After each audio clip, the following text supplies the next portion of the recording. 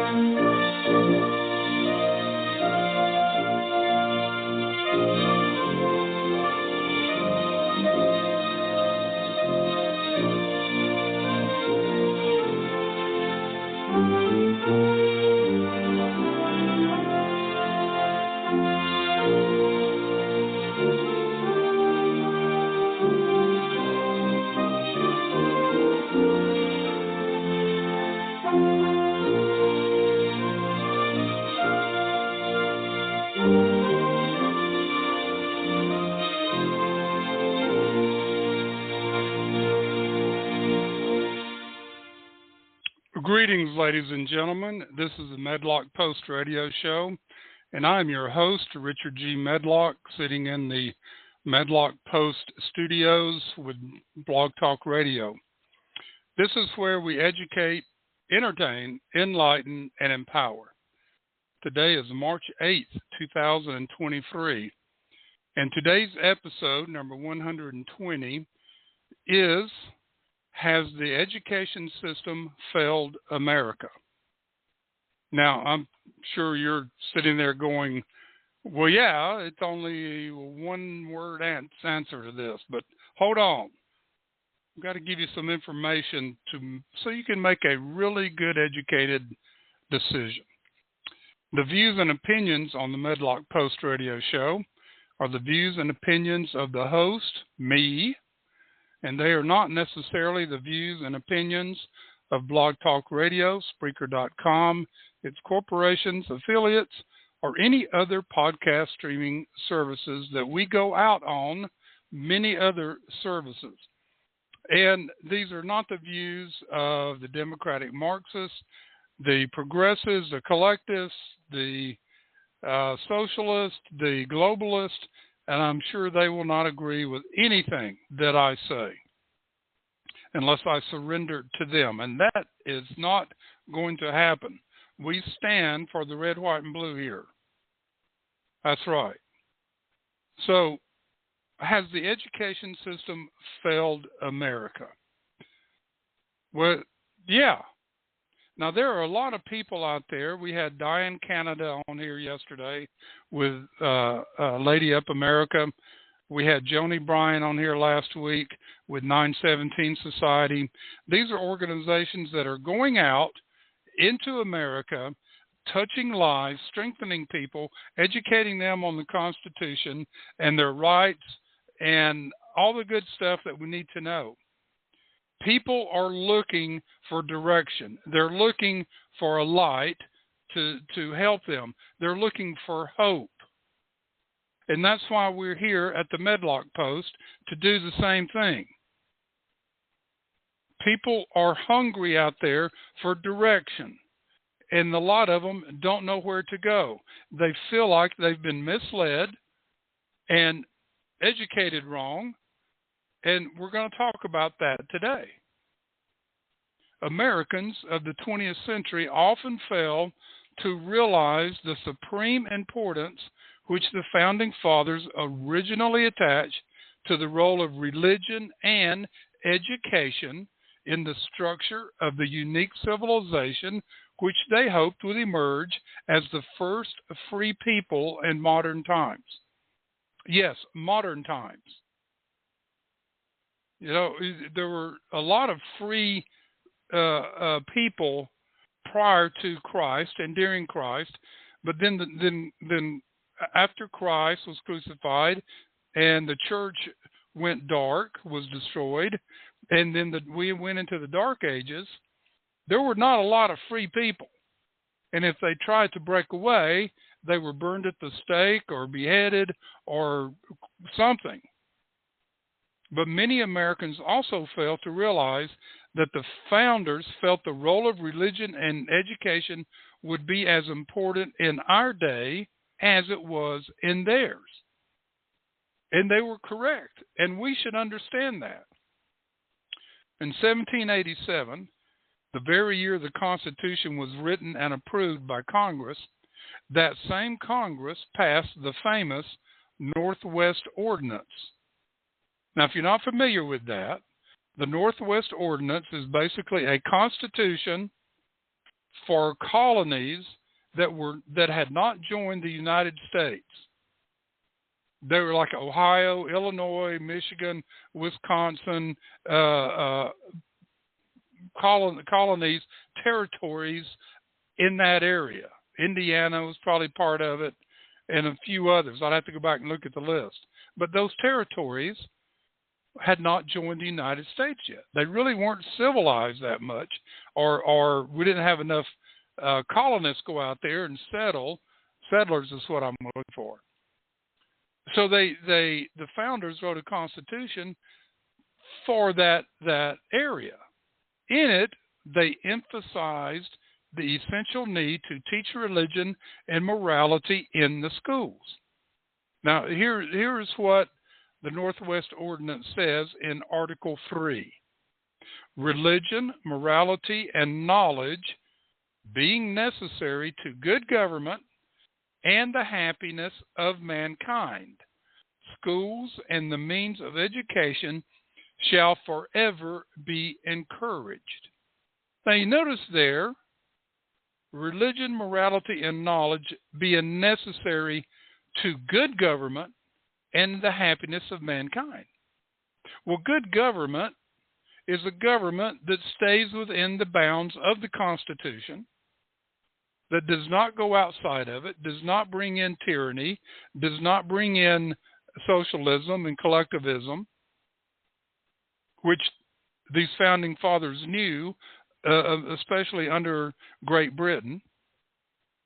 So they're trying to establish a system whereby good government, by defending the rights of the people, the inalienable rights that are talked about in the Declaration of Independence and the Constitution, that they are guaranteed and protected to lead to their happiness.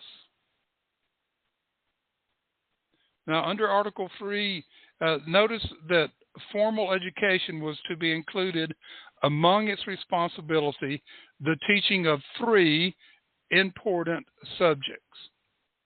I call them subjects. We can call them categories. All right. 1, religion, which might be defined as a fundamental system of beliefs concerning man's origin and relationship to the cosmic universe, as well as his relationship with his fellow man. All right, so religion. They're not talking about forcing people to join a specific church, but religion in itself, no matter what church or sect that you belong to. If the pure religion, the pure policies and are practiced. Number 2, morality, which may be described as a standard of behavior distinguishing right from wrong. Right from wrong. Private virtue leading to public virtue. This has been distorted in our day and time. Wrong is being called right, and right's being called wrong. So morality is under attack, as well as religion. Number 3, knowledge, which is an intellectual awareness and understanding of established facts relating to any field of human experience or inquiry, i.e. history, geography, science, etc. So that's their kind of definition of knowledge. This was done prior to computers and flight and space travel and all these other things that have come about. But let's remember, and we're going to keep repeating this, the Declaration and the Constitution were written understanding human nature. They knew that times would change, that inventions would come about, that progress would take about, but they couldn't write everything to cover it. They wanted to cover human nature to prevent tyranny. Washington describes the founders' position. The position set forth in the Northwest Ordinance was reemphasized by President George Washington in his farewell address. Quote, "Of all the dispositions and habit which lead to political prosperity, religion and morality are indispensable supports, and let us with caution indulge the supposition that morality can be maintained without religion. Reason and experience both forbid us to expect that national morality can prevail to the exclusion of religious principle." Unquote. Now, he tells us a lot there. We can't, religion and morality go hand in hand. They're indispensable supports of a free society. And one without the other is not as effective. And then he says this, reason and experience. God gave to man the ability to reason above all other creations on earth. Reason, common sense, thinking about, questioning, and experience both. So experience living under tyranny, living without religion, living without morality. These experiences forbid us to expect that national morality can prevail to the exclusion of religious principle. It is substantially true that virtue or morality is the necessary spring of popular government. Righteous leaders, leaders that will stay within the bounds of the Constitution, become popular. They're supported by the people, we the people that put them there, that give them their power, but that power has limits. The fundamental points that they wanted to be taught in schools was laid out by Benjamin Franklin. And there were 5 of these. And the 5 points of fundamental religious belief expressed or implied in Franklin's statement are these. Number 1, there exists a creator who made all things, and mankind should recognize and worship him. Isn't that part of the 10 Commandments?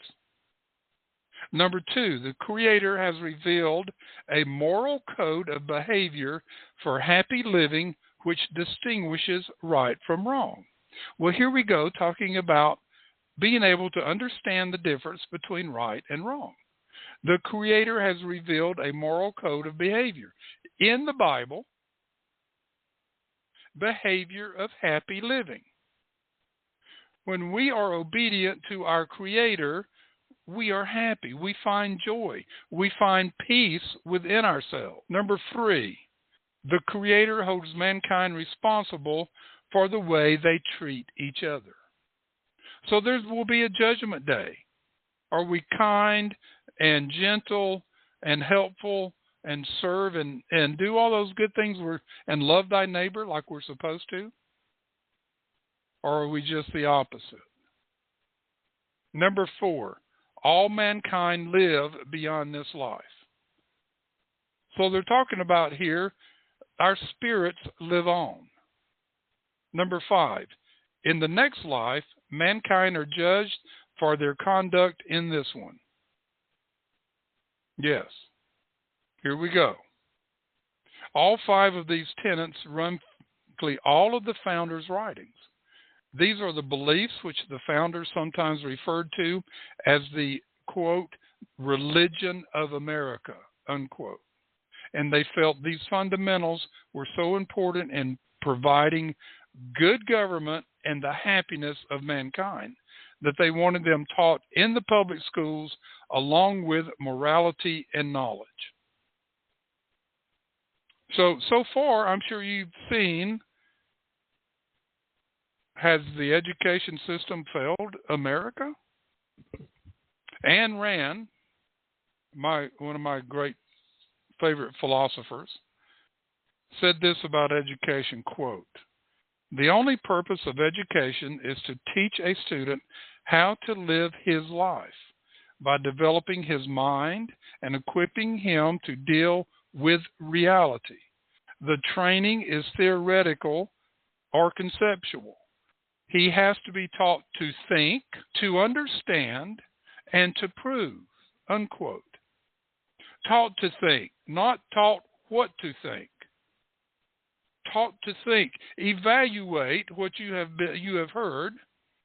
Does it fit your parameters of morality and happiness? Does it coincide with your religious beliefs? To understand, to be able to take that concept and apply it to your life. And by applying it, you prove if it's good or bad. This is a great definition. Now, this next quote is from Thomas Jefferson from 1820. I love this quote, probably more than any of his quotes that he has out there, because there's a lot encompassing in this quote. I'm going to break it down. He starts out, "I know no safe depository of the ultimate powers of the society but the people themselves. Not the government, not the army, not one person, but we, the people. That is the safe depository of the ultimate powers of the society."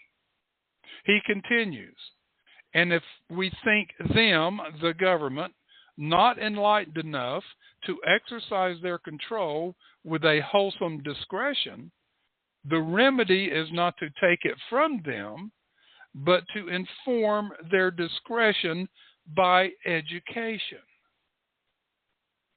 You see, he's not saying to go get the mobs and run them out of town on a rail or tar and feather them. He's saying, go to them and explain to them you've stepped beyond your responsibilities and the powers given to you by the Constitution and we the people. And this is what you need to do to correct this wholesome discretion. Now, what if we tried to do that if we went to Congress today and says, "Hey, we the people feel like that you have gone beyond a wholesome discretion, and we're going to educate you on what you should be doing." What do you think would happen? "Yeah, well, I'm going to leave that up to you." Then he finishes. Thomas Jefferson finishes this way: "This is the true corrective of abuses of constitutional power," unquote. So he establishes that the ultimate depository is with the people, and that if the leaders have wholesome discretions, then we are to educate them on what they're supposed to be doing, and then says this is the true corrective of constitutional abuses. That's a beautiful thing. That's a great formula that we should be following. Now, Thomas Sowell, bring this forward to today a little bit. Quote, "Our educational system may not teach students much math or science, but students learn from gutless academic administrators that mob rule is the way to get what you want and to silence those who disagree with you, unquote. Amen, Thomas Sowell. That's what's being taught in our education system. Now, I'm going to read to you from a speech that was given. I'm not going to tell you who until I get through it. There's a lot of information here, and this hits the nail on the head. False educational ideas. During the past several decades, many of our institutions of learning have been turning out an increasing number of students schooled in amorality, relativity, and atheism, students divested of a belief in God without fixed moral principles or an understanding of our constitutional republic and our capitalistic free enterprise economic system. This follows a pattern which was established years ago at some of our key colleges that produced many of the teachers and leaders in the educational field across the country today. That is a great paragraph. Now, continuing with this speech. The fruits of this kind of teaching have been tragic, not only to the souls of the individuals involved, but also to the parents and even to our country. Again, a slam dunk. Continuing. When a survey was recently made among students asking which they would prefer, nuclear war or surrender to the communists, those campuses scored highest for surrender who have been most permeated by these cowardly teachings of false economic principles, atheism, and amorality. On one very liberal college campus, over 90% favored surrender. Well, folks, isn't that what our Democratic Marxists that are in power in Washington, D.C. right now is doing? They're surrendering to the globalists, to the Marxists, and other ideologies. Other surveys on moral standards are equally alarming. More disturbing is the fact that the more college courses the students take on these campuses, the worse their thinking seems to become. Freshmen who have just left home or work do not seem as fully permeated with the brainwashing as the seniors in college. Some alumni of various schools have expressed concern. One alumnus from Yale wrote a book a few years ago entitled God and Man at Yale. Another group, which includes Teddy Roosevelt's hero son Archibald, from Harvard University, established the Veritas Foundation and wrote a book, Keynesian at Harvard, explaining the degree to which the destructive Fabian economic philosophy has permeated educational institutions and government. Yes, they took Adam Smith, The Wealth of Nations, which the Founding Fathers used to create a free economic society. They took it out of the universities and put in Karl Marx and now Keynesian. Professor E. Merrill Root authored Collectivism on the Campus and Brainwashing in the High Schools. Dr. Max Rafferty, now State Superintendent of Schools in California, wrote, Suffer Little Children and What They Are Doing to Your Children. In the school history textbooks of recent years, some of the greatest phrases in American history have been dropped. This Week magazine recently surveyed history books issued before 1920 and since 1920. Patrick Henry's famous words, quote, "Give me liberty or give me death," unquote, appeared in 12 out of the 14 earlier texts. Now, that was prior to 1920. But in only 2 out of the 45 recent textbooks. Perhaps this might help explain the percentage of students who are willing to surrender to communism. The whole process can be quite insidious. Young people know that the best jobs are available to college graduates. They want to do well at school. When exam time comes, they must give back to the teacher what the teacher wants. Now, under the guise of academic freedom, which some apparently feel is freedom to destroy freedom, some teachers reserve to themselves the privilege of teaching error, destroying faith in God, debunking morality, and depreciating our free economic system. If questions reflecting the teacher's false teachings appear on the exam, how will the student answer who believes in God and morality and our Constitution? One student put on his exam paper what he knew the professor wanted to see, but then the student added a little P.S. which said, quote, "Dear Professor so-and-so, I just want you to know I don't believe one word of what I just wrote," unquote. If more students would do that, these professors would start thinking twice, maybe. Back to the article. These kinds of professors are not concerned about the truth or even giving both sides of a question that only has one right answer. They weigh the scales on the side of falsehood. If they can see there is another side, it usually gets but passing and belittling reference.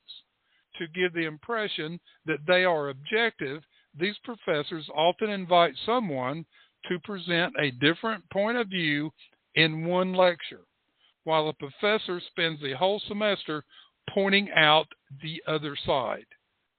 I've been in these situations, ladies and gentlemen, in college, once in high school. But I stood up. I said, that's not right. We need more of that. And I've had other students stand up with me. This is, way back in college. Back to the article. Now, truth, if given as much time and emphasis as error, will invariably prove itself. Let me read that again. Now, truth, if given as much time and emphasis as error, will invariably prove itself. Ladies and gentlemen, truth will always come out. Truth will win. It might cost a little bit or a lot, but truth will win. Now back to the article. And if our young students could have as much time studying the truth as they and some of their professors have had time studying error, then there would be no question of the outcome. This goes back to what Ayn Rand said. They need to learn to think, to understand, and to prove. That has been taken away from students in the education system in America. Problem arises when under the pressure of back to the article. The problem arises when under the pressure of a heavy course of study and the necessity of parroting back what the certain professors have said, the student does not have the time or take the time to learn the truth.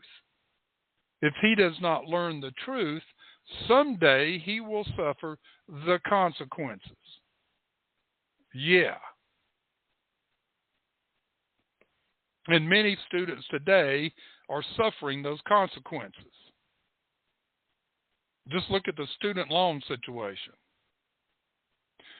Back to the article. Many an honest student after graduation has had to do some unlearning and then fresh learning of basic principles which never change and which he should have been taught initially. Now, these false educational ideas are prevalent in the world. and we have not entirely escaped them among teachers in our system. There has been individual apostasy in the past. It is going on now, and there will be an even increasing amount in the future. Apostasy, folks, is going away from the truth.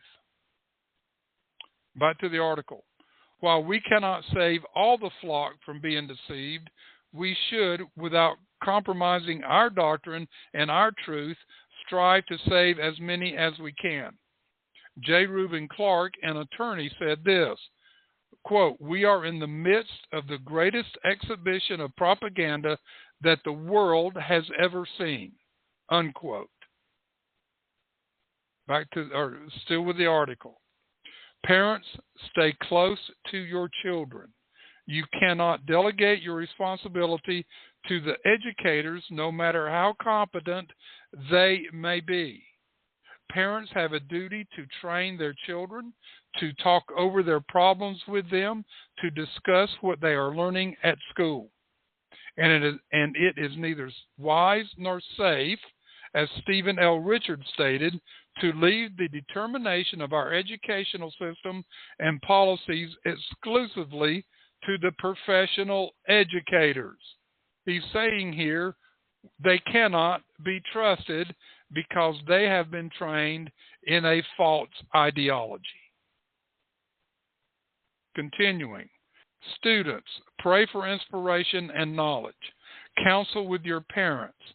Let Sunday be the day to fill your spiritual batteries for the week by reading good books, the Bible. Take time to meditate. Don't let the philosophies and falsehoods of men throw you. Hold on to the iron rod, to the teachings of the gospel in the Bible.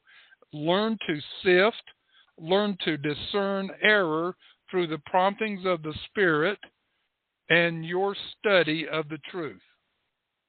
Yes, false educational ideas are a serious threat today. And I'm going to change this. That's the end of the article. I'll tell you who said it and when. It's instead of false educational ideas, it's ideology. False educational ideology. This was in October 1964 when this speech was given. It was given by Ezra Taft Benson, the former Secretary of Agriculture under Dwight D. Eisenhower. This was a warning. This is happening. It's got to stop. But we didn't stand up to it. We let it continue. And then in the 70s, the federal government got control of education by pumping money into it and made the education system dependent upon the federal government and their money, and it was all over. Now, there are some other things that have added to this. You've heard me talk about this before. When I started this back in June, my episodes 2 and 3, I believe it was Education in America, Part 1 and Part 2. Matter of fact, I think there were 3 parts. And I talked about this. You've heard me talk about this several times. The Communist Party in the United States and from Russia developed 45 goals to take over America. These were uncovered through the FBI, and they were put into a book called The Naked Communist by Cleon Skousen, a former FBI agent that was on the Communist Task Force during World War II. And these 45 goals were read into the congressional record in the early 1960s. I want to give you just a few of these to help you understand what has caused some of this downturn and failure of the American education system. Goal number 15, capture one or both of the political parties in the United States of America. Well, I think we can safely check that one off and say that the Democratic Marxists or the Democrats have been captured by the communists, the Marxists. Goal number 17, Get control of the schools. Use them as transmission belts for socialism and current communist propaganda. Notice it doesn't say philosophy or communist facts. It says socialism and current communist propaganda, because there's nothing true or factual about communism or socialism. Soften the curriculum. Get control of teachers' associations, and now we can say school boards, and put the party line in textbooks. I believe we can check goal number 17 off too. Goal 18, number 18. Gain control of all student newspapers. Now, they might not have gotten all of them, but they sure got a whole lot of them, especially on college campuses. Goal number 41. Emphasize the need to raise children away from the negative influence of parents. Now get this. Attribute prejudices, mental blocks, and retarding of children to the suppressive influence of parents. Now, when we mention the word parent or parents, normally what comes to mind is love and protection and providing and comfort and peace. But no, the communists look on parents as a negative influence and attribute prejudices, mental blocks, and retarding of children to the suppressive influence of parents. They want to take the children away, and they're doing a good job of it. Goal number 25. Break down cultural standards of morality by promoting pornography and obscenity in books, magazines, motion pictures, radio and TV, now we can say internet and schools, and promote socialist, communist promiscuity in the schools. Look at what they're doing. In first, second, third grade, they're promoting transgenderism, along with a whole bunch of other bad ideologies. So it seems can't put a stop to it. And then when parents protest or speak up at school board meetings, they get arrested, they get thrown out, banned from coming back, and the federal government puts them on a domestic terrorist list for standing up to protect their children. Now, other things that happened. In 1980, a textbook came out, The History of the United States, written by Howard Zinn. Mostly it was made up untruth. He turned the history of the United States upside down. And this book is still being taught in schools today. And this is why these kids come out of school hating America, because they're teaching false ideology. Howard Zinn made the founding fathers look like white supremacists that all they wanted to do was to protect their slaves.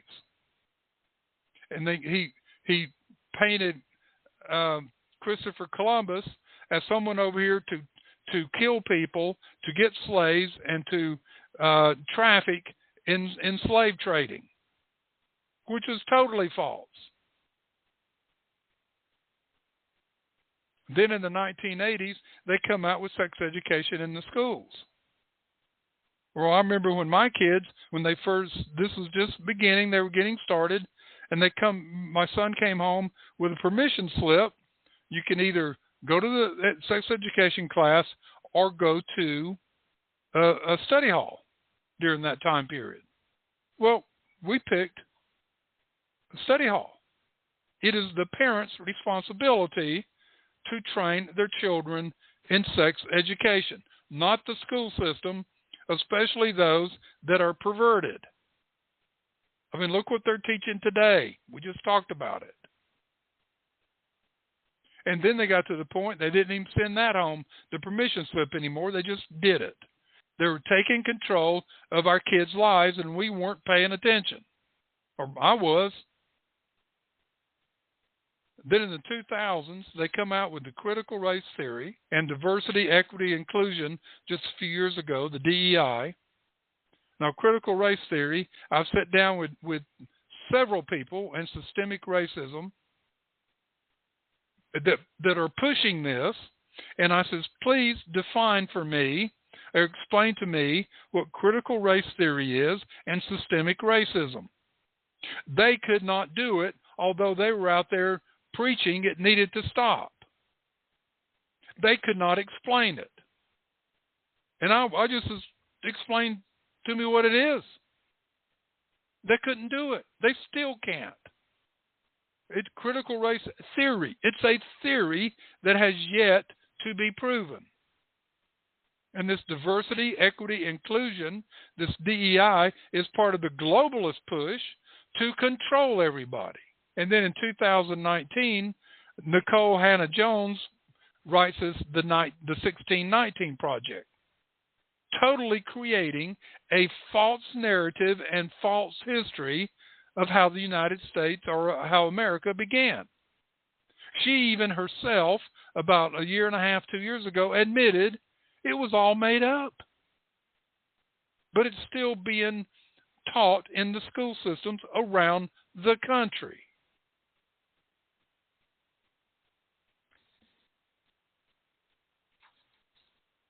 Understand this now? I hope so. Have you come to an answer? Has the education system failed America? I'm sure you have. You probably had before the program even started. Now, here's some quotes on education. Mark Twain. God made the idiot for practice, and then he made the school board.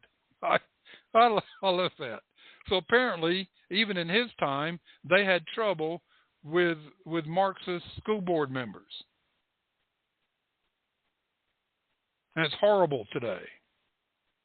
Education, and this is Malcolm Forbes, education's purpose is to replace an empty mind with an open one, to create that thinking, to create that understanding, to reach out and understand it, and to prove it. Have that open mind, questioning. Albert Einstein says, education is what remains after one has forgotten what one has learned in school. And then this one, Martin Luther King, well, I got two more. Intelligence plus character, that is the goal of true education. Intelligence, not just facts, not just knowing something, being able to quote a paragraph, but intelligence, being able to put it to use, plus good character. That is the goal of true education. Martin Luther King Jr. understood that. Now, Peter Braun puts it this way. Education makes a people easy to lead, but difficult to drive. Easy to govern, but impossible to enslave. It's interesting. Easy to lead, but difficult to drive. When you understand things, hey, don't push me over here where I don't want to be. That's false. I'm not going there. It's a great quote. Thomas Sowell, I've already given you that one. Let me wrap this up a little bit with a few things. Cause. And I wrote this last year for an educational symposium we did at a university last year. And it's still pertinent today. The things a person does and achieves throughout a lifetime form a powerful legacy that others will remember about them. The way you act and what you pass down to others will shape your legacy. This includes the way you treat and inspire others. For nearly 2 years, a pandemic of biblical proportions has enveloped our planet, and while that plague brought a halt to almost everything socially, obviously, it did not bring a halt to brutality, violence, and cruel aggression politically, nationally, or internationally. As if that were not enough, still facing long-standing social and cultural challenges, ranging from economic deprivation to environmental desecration to racial inequality and more. Such stiff winds and dark days can be discouraging to the youth among us, those to whom we look for optimism and enthusiasm regarding the tomorrows of our lives. It has been said that, quote, the power of youth is the common wealth for the entire world. The young are the faces of our future. Furthermore, our children are the trustees into whose hands the destiny of this world, this nation, will be placed. Given our current times, it is understandable if the idealism of the young is waning a little. Dr. Laurie Santos, a professor at Yale University, recently created a class titled Psychology and the Good Life. This is from a report, quote, the first year the class was offered, nearly 1/4 of the entire undergraduate student body enrolled, unquote. Over 64 million people then visited her podcast. Writing about this phenomenon, one journalist noted how painful it is to see how many bright, young students and adults desperately, quote, looking for something they've lost, unquote, or worse yet, longing for something they never had. That's almost a sad commentary, isn't it? 1/4 of the undergraduate class student body at Yale enrolled in Psychology and the Good Life, and 64 million people reached out. Ladies and gentlemen, people are looking for answers. They're looking for hope. They're looking for direction. They're looking for enlightenment. This is why the Medlock Post is here. This is why Lady Up America is out there talking with women around the country. This is why Joni Bryan with 917 Society is putting pocket constitutions in 8th graders in the schools around the country. And its benefits are phenomenal. People are looking for answers now. They're not getting them from the false ideologies that are being put out there in front of us. Let me finish this. My plea today to our youth and to you parents and adults who advise them is to begin your search for happiness by embracing the bounty we have already received from the giver of every good gift. Folks, count your blessings.